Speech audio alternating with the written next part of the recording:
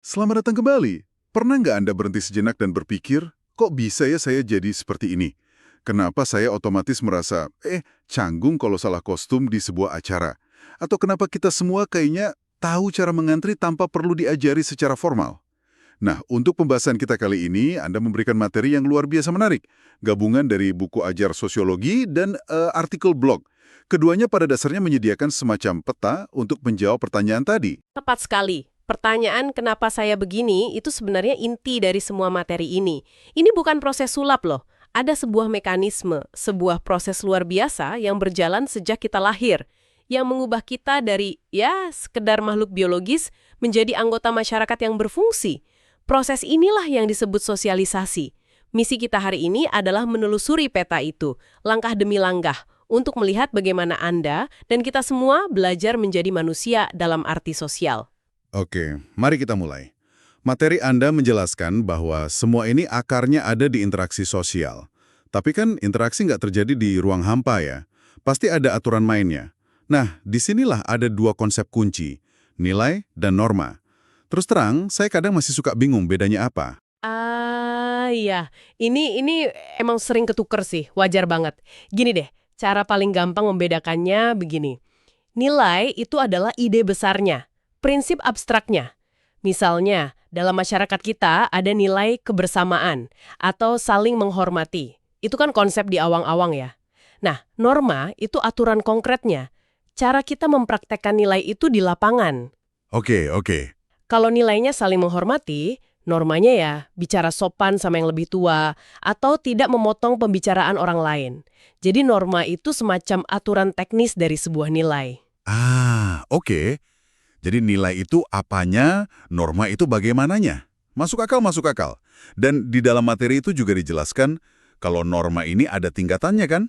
Dari yang paling santai sampai yang paling serius.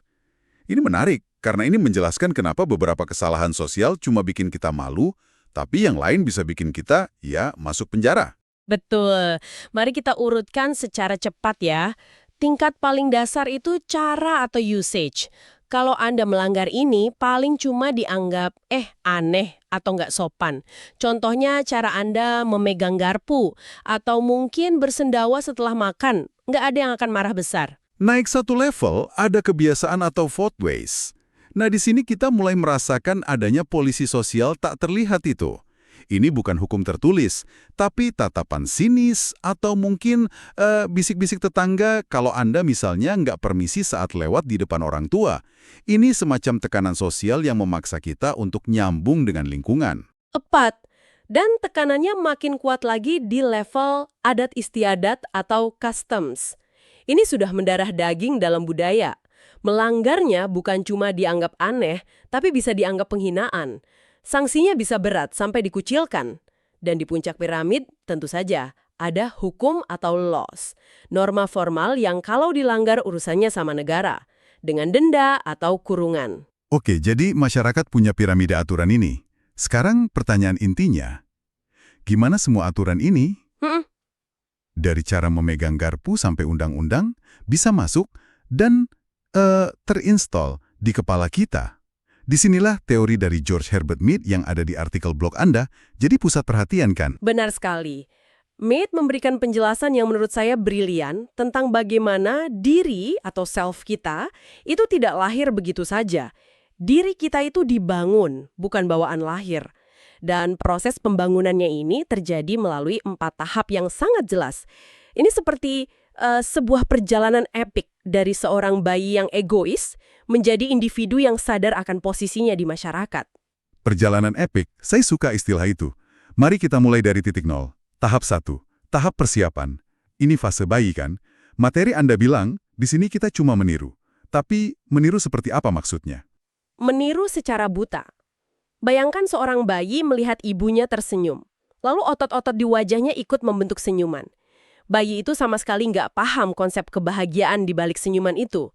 Dia cuma meniru gerakan fisiknya.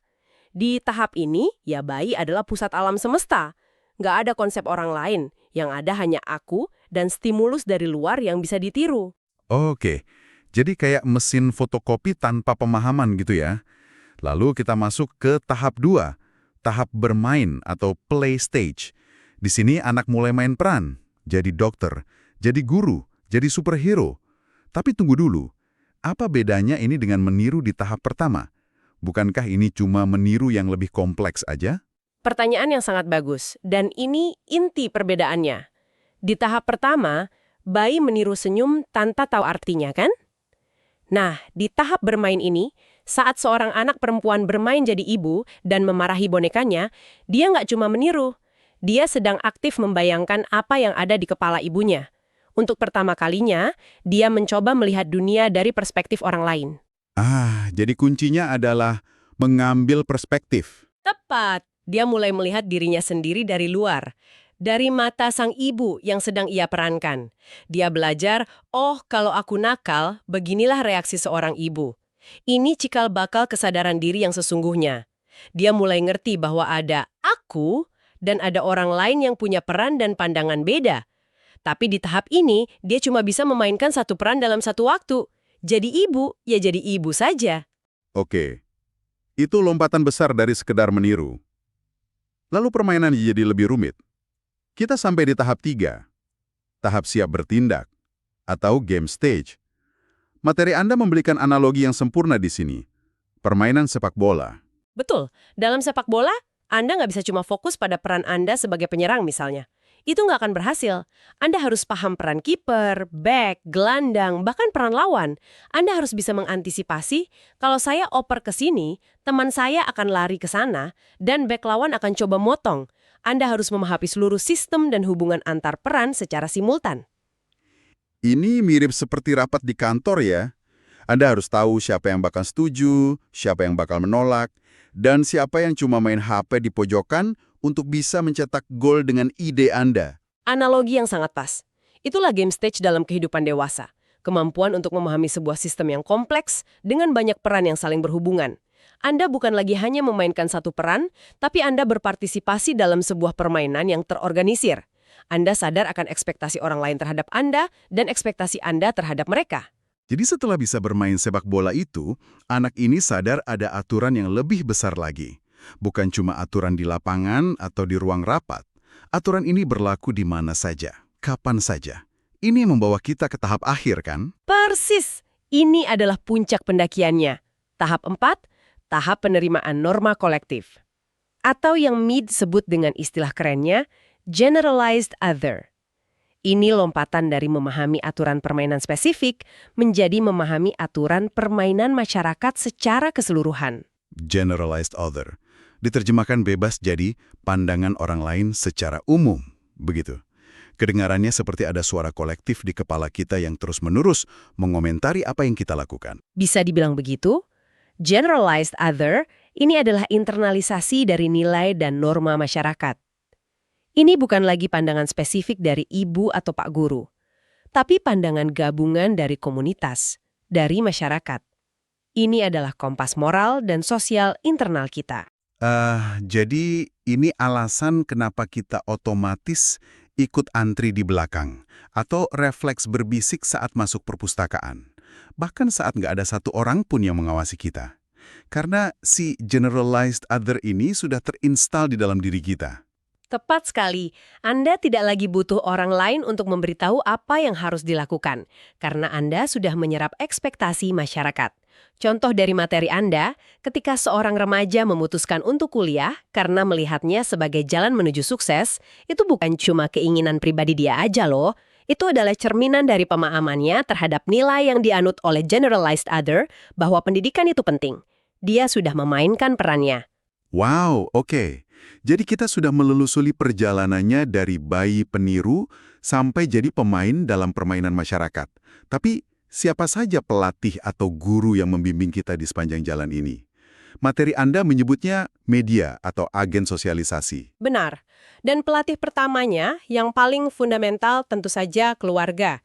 Disinilah kita pertama kali belajar bahasa, cinta, aturan dasar boleh dan tidak boleh. Fondasi diletakkan di sini. Lalu kita keluar rumah dan bertemu agen kedua, teman sepermainan.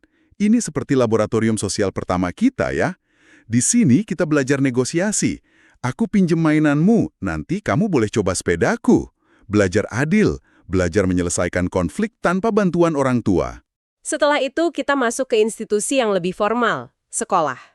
Sekolah itu nggak cuma ngajarin kita matematika atau sejarah kan? Secara tidak langsung, sekolah ngajarin kita tentang hierarki, guru dan murid. Disiplin, masuk tepat waktu. Kompetisi, peringkat kelas, ini sosialisasi yang sangat terstruktur. Dan ini terus berlanjut. Ada lingkungan kerja dengan budaya dan aturannya sendiri. Dan tentu saja, yang paling berisik di zaman sekarang, media massa. Dari film yang kita tonton, berita yang kita baca, sampai influencer di media sosial. Mereka semua terus-menerus membentuk persepsi kita tentang apa itu keren, sukses, atau ideal. Mereka semua adalah agen yang terus-menerus memperbarui dan memperkuat software sosial di dalam diri kita.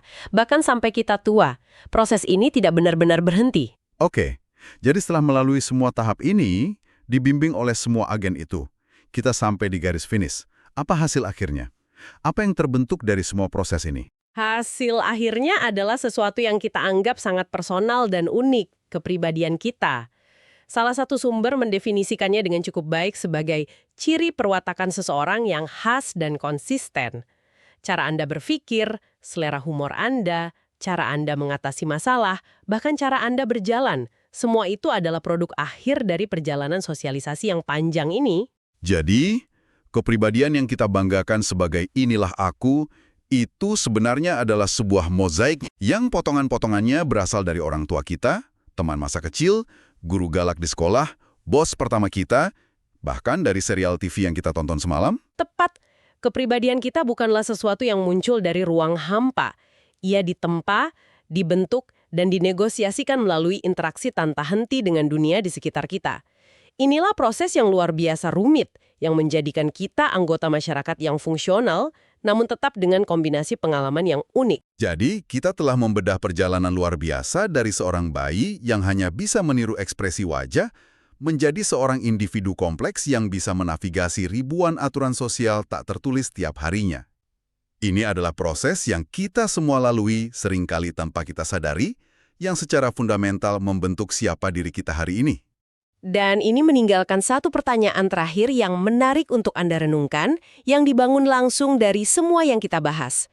Jika kepribadian kita adalah mozaik yang kepingannya begitu banyak dipengaruhi oleh masyarakat, seberapa besar bagian dari diri kita yang benar-benar orisinil, yang murni milik kita?